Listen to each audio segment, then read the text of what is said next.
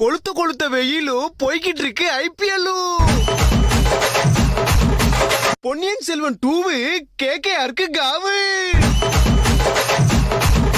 Lyric writer Vaali stump வந்துச்சு 60 லட்சம் ரூபாய் காலி. 2 மேட்ச் போச்சு, நாளைக்கு பஞ்சாப் கூட மேட்ச். எல்லாருக்கும் சங்கு சென்னை சூப்பர் கிங்கு. ஏய் இப்பதானே 2 மேட்ச் தோத்தீங்க, அப்போ கூட ஆட மாட்டீங்களா? ஓட்ட வட முறுக்கு பால போய் பொறுக்கு.